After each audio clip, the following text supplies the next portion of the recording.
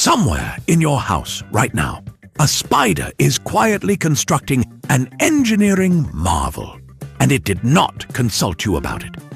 No permits, no blueprints, no warning signs. It's working in silence, in the dark, upside down, using materials that come directly out of its own body, because apparently that's just a normal skill to have. And when it's done, you won't notice it until you walk straight into it. How they're able to make something so precise, so strong, and so perfectly placed to ruin your confidence. I'm Professor Everything, and today we'll be answering the question, how do spiders produce webs?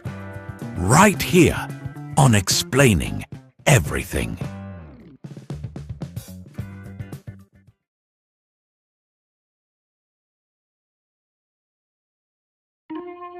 Spiders don't just have webs, they manufacture them.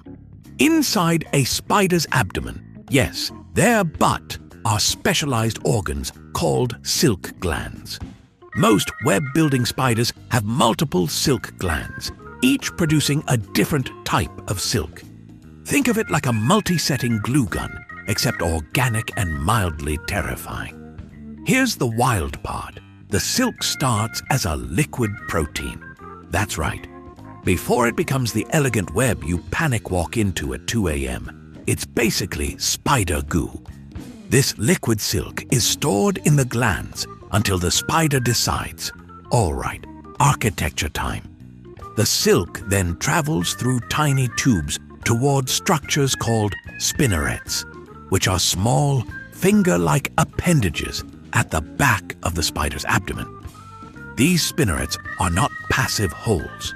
They move, they flex, they control thickness, tension, and which silk type gets released. Imagine typing with your toes, except your toes can weave a suspension bridge. That's spinnerets.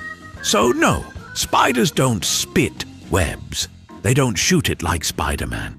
They extrude it with extreme precision from their rear end, which honestly makes it both impressive and rude. Now, let's talk about the silk's glow-up. When the liquid silk protein exits the spinnerets, something magical happens. The protein molecules align and harden instantly upon contact with air.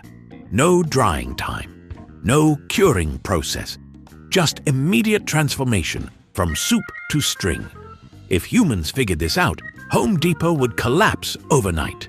The spider controls this process by pulling the silk out at specific speeds.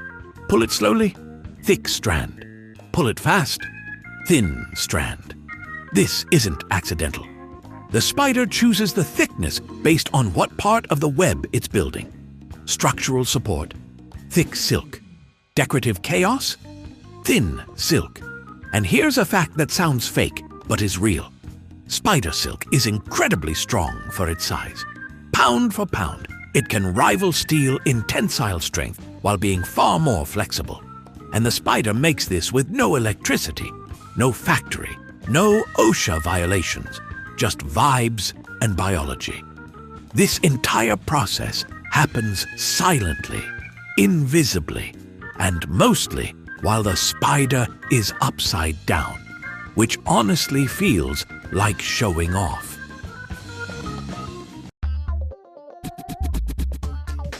So, how does the spider know what to build? There's no blueprint, no instruction manual, no how-to web for dummies. Spiders rely on instinct and feedback from vibrations. The web is built in a fairly consistent order. First, a frame, then support lines, then the iconic spiral. The spider starts by anchoring silk to nearby surfaces, walls, branches, your emotional comfort zone. It tests tension by tugging. If it's too loose, redo. Too tight, adjust. The spider is constantly feeling the web through its legs, which act like ultra-sensitive sensors. And yes, spiders can walk on their own webs without sticking. That's because not all silk is sticky. The spider knows exactly where the sticky strands are, and avoids them like a professional who knows which coworker microwaved fish. The spiral pattern isn't random either. It's efficient. The spacing maximizes coverage while using minimal silk, which means spiders are not only artists, but also budget-conscious engineers. They build faster than you'd expect, too. A full web can take under an hour. Meanwhile, you're still opening the instructions for a bookshelf.